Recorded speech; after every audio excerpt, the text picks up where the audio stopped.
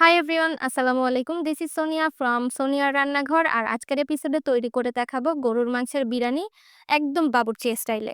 বাবুর্চিরা কিন্তু অনেক সময় প্যাকেটের মসলা দিয়ে গরুর মাংসের বিরিয়ানিটা রান্না করেন না। তারা তাদের স্পেশাল একটা হাতে তৈরি মসলায় বিরিয়ানিটা রান্না করেন। আর এই বিরিয়ানিটা আমি ঠিক বাবুর্চি স্টাইলেই আপনাদের করে দেখাবো মসলাটা সহ। আজকে আমি হোমমেড বিরিয়ানির মসলা তৈরি করব প্রথমে, তারপর এই বিরিয়ানিটা রান্না করব। এই বিরিয়ানি রান্নাটা একদম সহজ, যে কেউ নতুন রাঁধুনিরা তৈরি করে ফেলতে পারেন, চাইলে ব্যাচেলর ভাইয়েরাও করতে পারেন। শুধু মশলাগুলো মুদি দোকান থেকে কালেক্ট করে নিতে হবে। আবার বলবেন না যে এত মশলা দেখিয়েছি, আসলে আমি সবথেকে কম মশলায় আপনাদের রান্না করে দেখাবো। অন্যান্য কোনো রেসিপি দেখলে বুঝতে পারবেন আরো কত বেশি মশলা লাগে। একটা স্টার এলিচ, একটা কালো এলাচ এবং ১ টুকরা জয়ফল, জয়ত্রী। জয়ফলের অর্ধেকটা দিব, পুরোটা লাগবে না আমাদের এই বিরিয়ানিতে। ১ চা চামচ শাহজিরা, ১ চা চামচ গোলমরিচ, ১ চা চামচ লবঙ্গ, ১ চা চামচ এলাচ, ১ চা চামচ পোস্তদানা, কয়েক টুকরা দারুচিনি একসঙ্গে নিয়ে কাঁচা অবস্থায় আমাদের ব্লেন্ড করে নিতে হবে। আপনারা চাইলে কিন্তু পাটায় পিষে নিতে পারেন। এই মসলাটা কিন্তু ভাজা যাবে না, অবশ্যই এটা মাথায় রাখবেন। চাইলে মসলাটা একটু রোদ্রে দিয়ে মচমচে করে নিতে পারেন। এরপরে এই মসলাটাকে সাইডে সরিয়ে রাখছি আর মূল রান্নায় চলে যাচ্ছি। হাঁড়ির মধ্যে তেল দিয়ে দিব 1/2 কাপ পরিমাণ, সাথে ঘি দিয়ে দিব 2 টেবিল চামচ পরিমাণ। ঘি আর তেল মিক্স করে রান্না করলে ঘিয়ের পরিমাণটা কম লাগবে। পেঁয়াজ কুচি দিয়ে দিলাম 1 কাপ পরিমাণ, আর অবশ্যই ঘিটা দেওয়ার চেষ্টা করবেন, এতে বিরিয়ানির কিন্তু অনেক সুন্দর একটা ঘ্রাণ আসবে। যদি হাতের কাছে না থাকে তাহলে স্কিপ করতে পারেন, শুধু তেলেও রান্নাটা হয়ে যায়। পেঁয়াজটা যখন একটু কালার চলে আসবে তখন আমরা এর মধ্যে গোটা গরম মসলা দিয়ে দিব। আস্ত যে গরম মসলাগুলো আমরা কেবলমাত্র বেটে নিয়েছি ওখান থেকেই শুধু দারুচিনি, এলাচ, লবঙ্গ, তেজপাতা, এই ৪টা-৫টা জিনিসই শুধু দিব অল্প, অল্প করে। পেঁয়াজ আর রসুনের পেস্ট 1/2 কাপ দিয়ে দিব।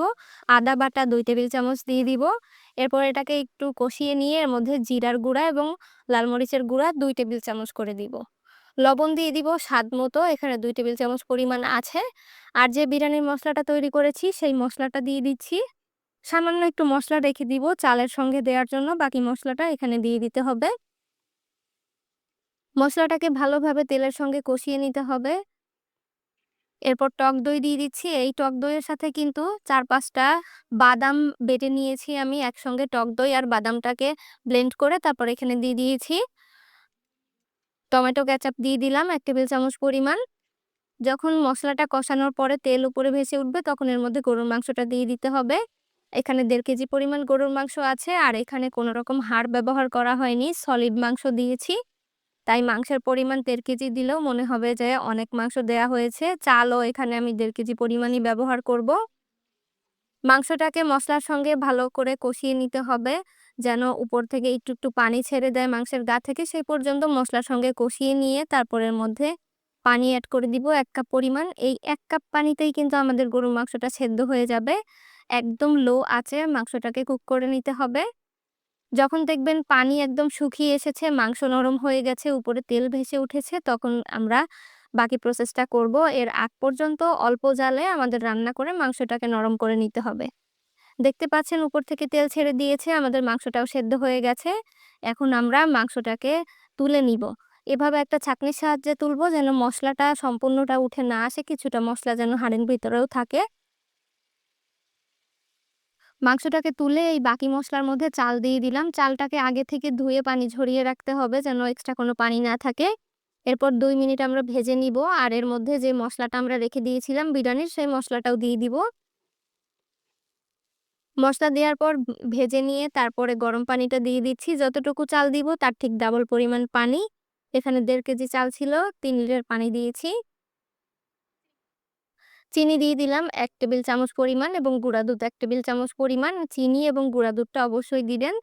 কাঁচামরিচটা দিয়ে দিলাম কয়েকটা মাথা ভেঙে। এরপর বলক আসা পর্যন্ত অপেক্ষা করছি। যখন বলক চলে এসেছে তখন এর মধ্যে আমরা একবার শুধু নেড়ে দিব আর মাংসটাকে মিক্স করে নিব। মাংসটা পানি থাকা অবস্থায় এড করলে প্রতিটা চালের গায়ে মসলাটা লেগে যায়। এটা খেতেও বেশি ভালো লাগে। পানি শুকিয়ে গেলে কিন্তু মসলাটা সব জায়গায় লাগতে চায় না।